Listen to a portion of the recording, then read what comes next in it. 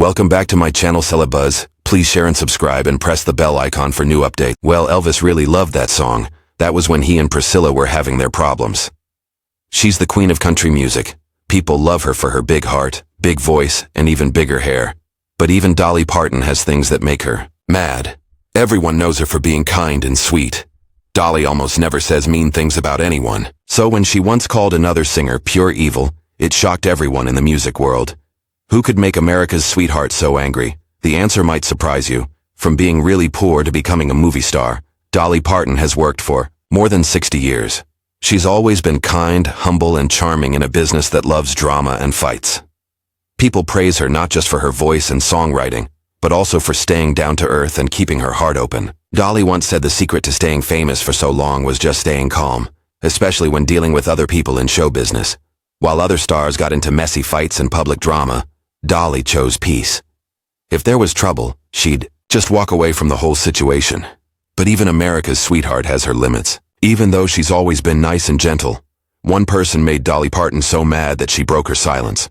Not only did she speak up, but she used the meanest words anyone's ever heard her say. Dolly didn't just call this person mean, rude, or difficult. She called them pure evil. So who is the person who made Dolly Parton so upset? And what exactly did they do to deserve such harsh words? Keep watching to find out.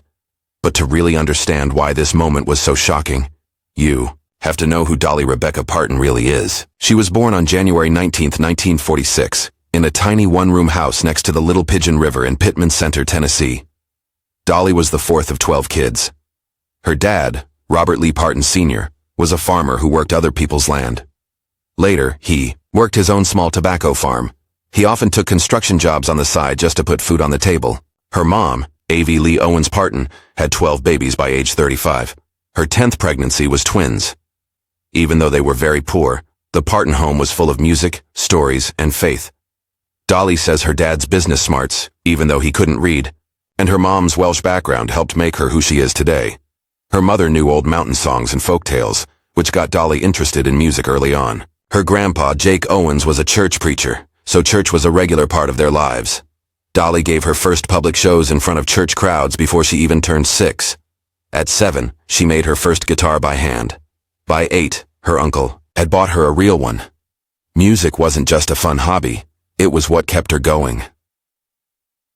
After finishing high school in Sevier County in 1964, Dolly didn't waste any time chasing her dreams. The very next morning, she got on a bus to Nashville, determined to make it big.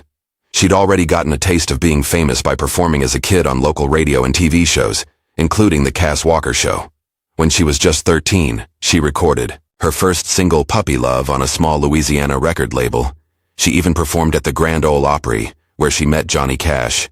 He told her to trust her gut, and those instincts paid off. Dolly first became known as a songwriter, writing hits with her uncle Bill Owens. She wrote songs for singers like Kitty Wells and Hank Williams Jr. She got 2 top 10 hits for Bill Phillips, but when she signed with Monument Records in 1965, they tried to make her sing bubblegum pop music. They said her voice was too high for country music. That changed quickly after her song Put It Off Until Tomorrow, sung by Phillips with Dolly singing backup, climbed the charts. Her first country single, Dumb Blonde, made it to the top 25. Something Fishy followed right behind. Soon after, she released her first album, Hello, I'm Dolly, and the rest is music history. Dolly Parton didn't just survive in the music business, she changed it completely. From Jolene to 9 to 5, from her charity work to Dollywood, she has stayed loved by people of all ages. Through it all, she's refused to spread gossip, refused to fight back at critics, and refused to let business politics bring her down. She is without question one of the most respected people in entertainment. This makes what happened even more shocking. Over the years, Dolly has worked with countless famous people, from legends to newcomers. She's dealt with big egos, tension, and controversy. But there's one person who crossed a line that even Dolly couldn't ignore. And who's that person? Stay tuned to find out. But first, let's talk about a love story that has lasted and kept Dolly grounded for all these years. Dolly Parton and Carl Thomas Dean. Dolly Parton is many things: a country music star, a business owner, someone who helps others, and a national treasure. People know her for her powerful voice, charming personality, and sparkly outfits. She's amazed audiences for decades. But maybe one of her best and most private accomplishments is the love story she quietly built behind the scenes with her husband, Carl Thomas Dean. He's a man whose name rarely makes headlines, but whose heart has always been the most important thing in Dolly's world. Their love story starts like something out of a southern fairy tale. The year was 1964. The place was a laundromat in Nashville, Tennessee, and fate was about to step in. 18-year-old Dolly had just arrived in the city with big dreams and even bigger talent from her hometown of Sevierville. She wasn't famous yet, just a girl with a suitcase full of songs and a voice that could melt stone. Then came Carl Dean, 21 years old, driving by in his pickup truck. He saw her outside the wishy-washy laundromat and, feeling something he still couldn't explain, stopped his truck and called out to her in true Southern style. His approach was bold, but Dolly wasn't impressed right away. Still, she told him to come visit her the next day while she was babysitting her nephew. Carl showed up, and then he kept showing up. Dolly later remembered with a smile that he came by every day that week. They sat out on the porch, and she wouldn't even let him in the house. That front porch, simple as it was, would become the birthplace of a lifetime of love. Within days, Carl had already brought her to meet his parents. Dolly remembered that he knew right away when he saw her that she was the one he wanted. It was the kind of certainty that some people spend their whole lives looking for. No big romantic gestures, no crazy adventures, just two people spending time together, quietly growing roots in each other's lives. Their first official date was a trip through the McDonald's drive-thru, and to Dolly, it was perfect. She once said Carl only liked to go places where he could be comfortable. That down-to-earth simplicity would become the foundation of their marriage. No Hollywood glamour, no photographers following them around, just private jokes, real conversations, and a love that grew in the quiet spaces between the headlines. Even though Dolly's management wanted her to wait to get married, fearing it might hurt her growing career, the two followed their hearts. On May 30th, 1966, they eloped to Ringgold, Georgia, avoiding the local Tennessee press. Dolly wore a simple white dress sewn by her mother and carried a bouquet of flowers they picked themselves. They found a small Baptist church and a pastor willing to marry them that day. Dolly explained that she couldn't get married in a courthouse because she'd never feel truly married. So they didn't. That choice, like so many in their lives, was based on being real rather than putting on a show. Later that same month, Carl went with Dolly to an industry party, her first major red carpet event. She was getting a BMI Song of the Year award for Put It Off Until Tomorrow. The night should have been amazing, but after dinner, Carl turned to her and said that he wanted her to have everything she wanted and that he was happy for her, but not to ever ask him to go to another one of those darn things again. He never did. From that point on, Carl supported Dolly's career from a distance, never wanting the spotlight for himself. His love was deep but private, unseen by cameras, but undeniable in every backstage moment of her life. Carl made one rare exception when he appeared on the cover of her 1969 album My Blue Ridge Mountain Boy, looking like a rugged lumberjack. That photo now has a special place in country music history. After that, he faded back into the background where he was most comfortable. While Dolly's star rose to the sky, Carl stayed home. And then there was Jolene, the 1973 song about heartbreak, and jealousy remains one of her most famous hits. But as Dolly later told people, the real story was much more playful. A local bank teller had developed a harmless crush on Carl. Dolly laughed that he just loved going to the bank because she paid him so much attention, and that it was kind of a running joke between them. Although it sounded like a terrible situation, rather than being a cry of romantic fear, Jolene became a cheeky wink to a marriage secure enough to laugh at life's little flirtations. That sense of humor, in fact, is one of their greatest strengths. In a 2022 interview, Dolly shared that they both had a twisted sense of humor, and that even if you have a problem, if you have a great sense of humor, you usually have some crazy way of getting out of it. Their laughter has been a healing force in hard times, a spark in the boring moments, and a bond that outlasts youth and beauty. Yet their relationship hasn't fit into the typical image of romantic monogamy. In her book, Dolly on Dolly, she admitted to having flirty crushes outside of her marriage. She said Carl knew she would always come home, and that she wasn't having sex with these people, she was just flirting and having fun. She stressed that their connection was emotional, deep, and fiercely loyal, but not necessarily traditional. She explained that yes, it was an open relationship, but not really, and that she would kill him if she thought he was doing that, adding that he would shoot her too. Their love, like Dolly herself, doesn't fit into easy categories. In 2012, Dolly wrote, "From Here to the Moon and Back," a sweeping love song for the movie Joyful Noise. Though sung by her character to another man in the movie, the lyrics came from her feelings for Carl. Later, she re-recorded it as a duet with Willie Nelson, giving it even more weight as a personal song. She said she needed to write a beautiful love song, so she thought she'd write a beautiful song about it. In 2016, Dolly and Carl celebrated their 50th wedding anniversary, not with a big fancy party, but with a vow renewal at their home. Dolly shared that she got all dressed up in the most beautiful gown anyone had ever seen, and dressed that husband of hers up too, saying he looked like a handsome dude out of Hollywood. It was once again small, private, and deeply sincere. Carl even made a rare public comment saying that his first thought was that he was going to marry that girl, and his second thought was that she was good-looking, and that was the day his life began. In the years that followed, Dolly remained one of the hardest-working women in show business while Carl lived happily out of the public eye. Dolly explained that he didn't want to be in the spotlight at all, and that he said he didn't choose this world. He chose her. In a time when everything is overexposed, Carl Dean became a living legend of keeping things private. He was so mysterious that some fans even joked he wasn't real. But he was very real, and so was their love. By 2023, as the couple got older, Dolly admitted she was slowing down partly for Carl. She said that she and her husband were getting older, and that she kind of needed to be with him. Though she hadn't officially retired, she stepped back from full tours, putting time with her lifelong partner first. She said she didn't plan to ever retire unless her husband was sick and really needed her, or she was sick, and that she hoped that never happens. Then in early 2025, Carl Dean passed away at the age of 82 in Nashville. The news was shared in a simple statement from Dolly's publicist. Dolly said that Carl and she spent many wonderful years together, and that words couldn't do justice to the love they shared for over 60 years.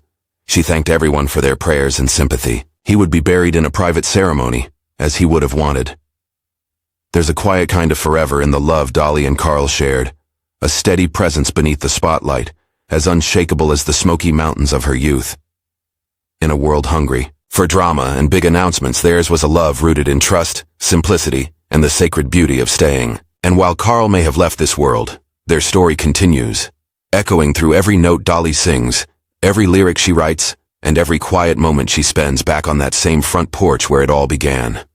While Dolly and Carl's relationship might have been solid, there was one particular relationship that was so highly controversial it almost tore everything apart. Dolly Parton and Kenny Rogers. Kenny Rogers and Dolly Parton's relationship was so steamy it had fans and wives sweating. Kenny Rogers worked with many talented musicians throughout his decades-long career, but none of his partnerships sent temperatures soaring quite like his musical relationship with Dolly Parton. The dynamic duo delivered hit after hit, Islands in the Stream, Real Love, and You Can't Make Old Friends, all while giving the public a masterclass in how to keep fans guessing. Were they or weren't they? Officially, the answer was no. But unofficially, the chemistry was said to be so thick, you could cut it with a rhinestone-studded knife. From their very first recording session together, sparks were reported to be flying so high, they could have powered all of Nashville. Rogers admitted that he and Parton had a flirty relationship that lasted over 3 decades. He told HuffPost that they had flirted with each other for 30 years, which kept the tension and energy high. He also joked that their teasing back and forth had become part of their act, though no one in the audience was convinced it was just acting. Naturally, rumors swirled. Fans guessed. Tabloids went wild. Even close friends had to ask if they ever crossed the line. Their story was said to begin in the early 1980s when Rogers needed a spark for his new track Islands in the Stream. Dolly entered the picture like glitter. Rogers remembered in a 2013 interview with People that they had met before Islands, but weren't really friends until they started working and touring together. They were friends, yes, but this was no casual, see you at the award show kind of friendship. Dolly described their connection as soulmate territory. She told CMT that Kenny's friendship meant more to her than their hit records, adding that they were kind of soulmates, noting how he was from Texas and she was from Tennessee. And they always sang an old country song to each other as a bond. That wasn't the only tune they shared. Their collaborations over the years reportedly included Love is Strange, Real Love, Something's Burning, and the heart-wrenching Once Again She's All Alone. The musical chemistry between them was described as obvious, like butter on a hot skillet. Parton later told Today in 2017 that they laughed at the same jokes, that she would tell jokes and then ask him not to tell people she told them, showing their playful connection. With so much emotional closeness on display, fans wanted to know whether these two country icons had ever given in to temptation. The answer was no, but Dolly admitted they had thought about it.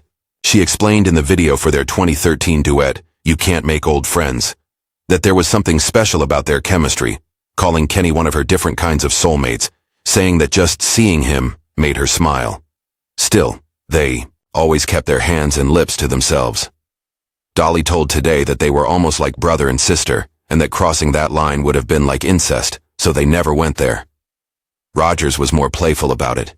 He said with a twinkle in his eye that tension was better if you kept it rather than satisfied it, and their electric push and pull became a selling point, the unspoken edge to every performance, red carpet appearance, and TV interview. It didn't hurt that Dolly could throw a zinger.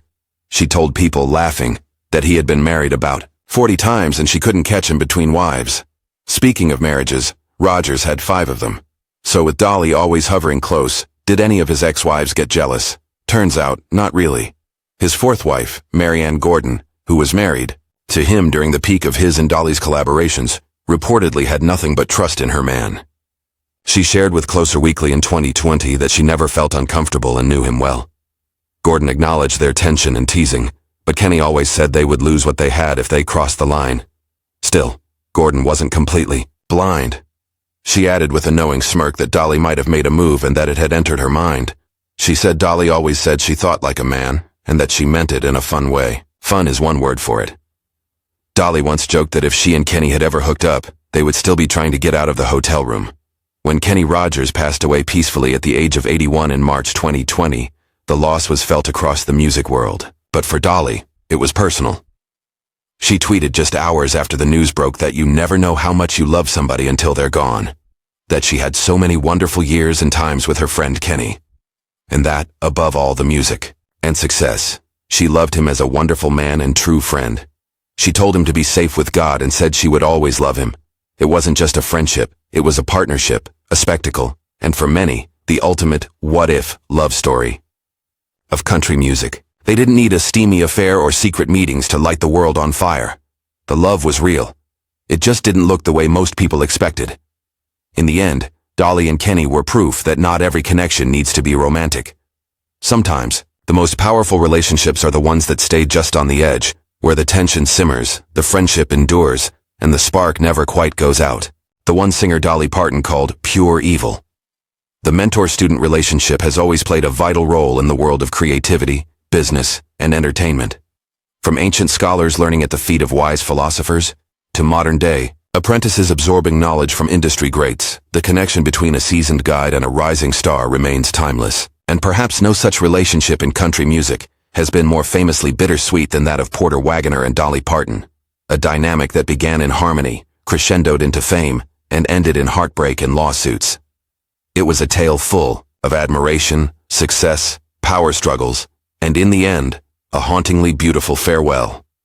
Before Dolly Parton became the solo icon adored across the globe for her voice, songwriting, and larger-than-life persona, she was introduced to the world, not alone, but hand-in-hand with Wagoner, a man whose showmanship and platform helped launch her into the national spotlight.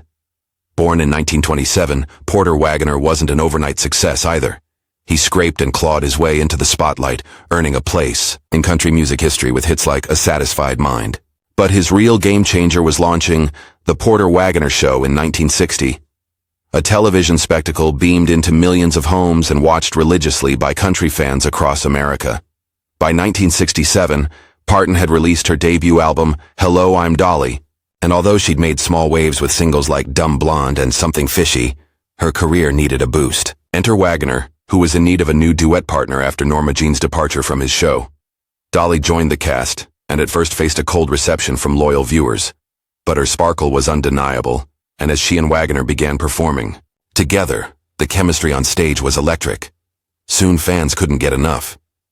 The pair's first duet, The Last Thing on My Mind, charted in the top 10, opening the floodgates to a cascade of successful collaborations. Over the next several years, they recorded 13 studio albums and became one of country music's most recognizable pairs. Offstage, however, things weren't always as rosy as the harmonies suggested. Parton's own solo efforts were largely overshadowed by her work with Wagoner, despite her growing ambition and undeniable talent. While her songwriting matured and her voice continued to impress, the world still saw her as one half of a duo. It wasn't until 1970, when Wagoner suggested she cover Mule Skinner Blues, that her solo breakthrough began to materialize. Her performance was dynamic, humorous, and bold, a showcase of her full vocal power, complete with playful yodeling. The single hit number 3, igniting a chain reaction of solo success. Coat of Many Colors followed in 1971, then Jolene in 1973, the latter a number 1 smash and a cultural moment that sealed Parton's place in the pantheon of country legends. By then, Parton knew the time had come. Her star had risen too high to remain under someone else's shadow. She had outgrown the mentor who helped shape her career. But leaving wasn't easy. Parton feared Wagoner's reaction. After all, he had nurtured her, believed in her when others didn't, and made her a household name. Still, she had to follow her calling. So in 1974, she told him she was leaving the show and their partnership. To soften the blow, she gave him something that would endure far longer than any television appearance or duet album. She wrote him, "I Will Always Love You." The song was more than a goodbye. It was a love letter to a professional partnership, an acknowledgement of gratitude wrapped in melody and memory. The lyrics bled emotion, nostalgia, sorrow, respect, and a touch of heartbreak. Elvis Presley even wanted to record it, but when his manager demanded half of the publishing rights, Dolly said no. She chose the integrity of her song over the king of rock and roll. That decision turned out to be legendary. The song topped the country charts, and 2 decades later, Whitney Houston's iconic rendition transformed it into a global anthem of love and loss. But even such a graceful farewell couldn't keep the end from turning bitter. Wagoner didn't take the separation well. Rumors swirled. Was he jealous of her success? Did he feel abandoned? Or was it something deeper? Many speculated that his protectiveness of Dolly hinted at romantic feelings. Journalists and friends claimed Wagoner had fallen for her in ways that went beyond music. Porter was really torn up over losing Dolly, one source noted, because he really did love her, and I don't think he'd ever been in love with anyone but himself. Yet Dolly always held the line. There was love, but it wasn't romantic. She said, "There was a love of a kind. We never tried to disguise that, because it was as much respect as anything. We knew each other's bad sides, our good sides, our hang-ups, and our weaknesses." Still, working with Wagoner had always been tumultuous. The creative partnership burned hot, and not always in a good way. Their bandmates often heard them fighting, yelling behind hotel room doors, arguing backstage. "Porter and I fought like cats and dogs," she once admitted. "My husband and I have never fought, and Porter and I did nothing but fight." That fire, perhaps, was part of what made their performances so captivating. It was raw, unpredictable, and real. And when the personal storm ended, the legal thunder rolled in. After Parton left, Wagoner sued her for breach of contract in 1979, demanding millions in damages. The man who once championed her now stood across a courtroom aisle, wounded pride fueling his actions. The case was settled privately, but the crack between them widened into a canyon. Despite the pain, Parton never publicly lashed out. She stayed classy and graceful, always choosing to rise above. And eventually, time healed what wounds it could. Before Wagoner's death in 2007, the two made amends. He appeared on stage with her, and they shared a final musical moment. Perhaps it wasn't perfect closure, but it was enough. Do you think Dolly Parton not letting Elvis cover "I Will Always Love You" was a great call? Or do you think otherwise? Share your thoughts with us in the comments below. Don't forget to like, share, and subscribe. Click on the next video that pops up.